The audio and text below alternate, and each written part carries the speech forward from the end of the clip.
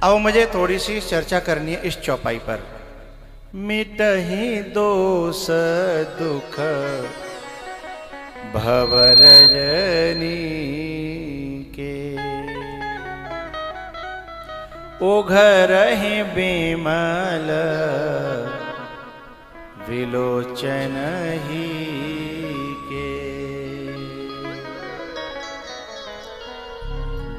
एक भक्त से भगवान ने कहा कुछ मांग ले, मैं यूं ही किसी को मिलता नहीं और मिल जाऊं तो बिना दिए जाता नहीं हूं, इसलिए कुछ मांग ले। भगवान एक बात बताओ, मैं मांग लूं अपने समझ से, अपनी दृष्टि से, और वो झूठ मांग लिया, मैंने असत्य मांग लिया, जो नाशवान है वो मांग लिया, तो क्या मांगना ठीक होगा? अब भगवान चुप हो गए, क्योंकि बात तो सही है। क्योंकि शाश्वत से यदि शाश्वत मांगा जाए तो कहीं तक ठीक है, लेकिन शाश्वत से और नाशवान मांग ली जाए कोई वस्तु। एक प्रधानमंत्री का जन्मदिन था, तो जन्मदिन पर जेल में कैदियों के पास में घूमने के लिए आया। आज जन्मदिन है, चलो कुछ कृपा की जाए। कैदियों के पास में उसके पास क्षमता थी कि वो मुक्त कर सकता था, है? सबसे कहने लगा जिसकी कोई दुविधा हो, परेशानी हो, कुछ मांग लो। काउ ने कछु मांगे हो, काउ ने कछु मांगे हो। एक जनो शमशाबाद को तो सो बोलो, महाराज मेरे लिए तो एक कृपा कर जाओ। बोले बताओ। बस एक बीड़ी को बिंडल रोज मिल जाए, जो मुक्ति का दान कर सकता था, जेल से मुक्त कर सकता था।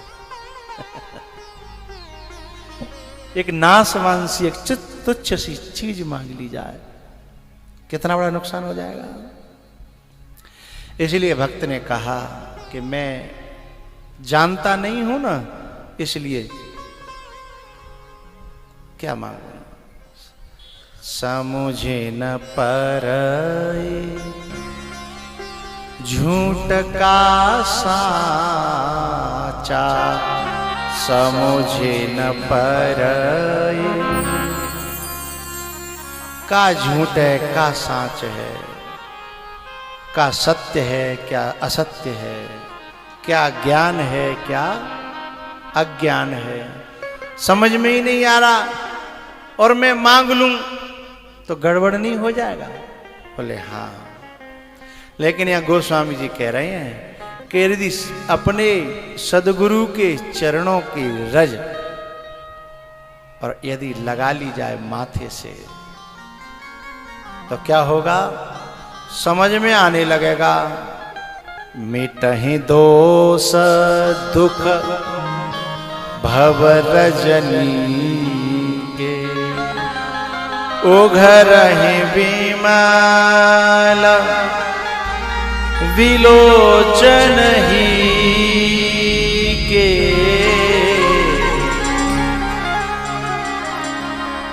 गावन में जब लड़ाई होती है ना, तो कितना गहरा प्रहार करते हैं लोग। कहते हैं मोह तो लग रही है ते हिय की फूट गई है, मोह तो ऐसी लग रही है कि तेरे हिय की फूट गई है। तो यहां उसी गहरी बात के लिए गोस्वामी जी संकेत कर रहे हैं। ओघरहि बिमल बिलोचन हिय के,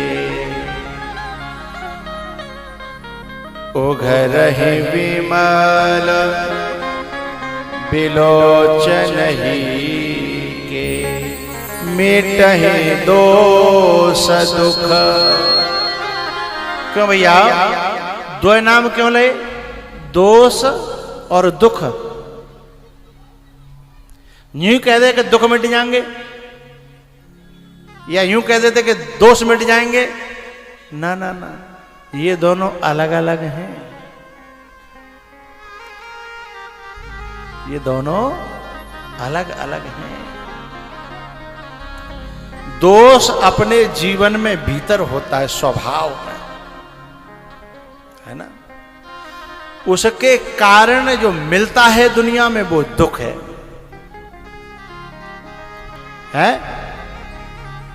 दोष मिट जाएगा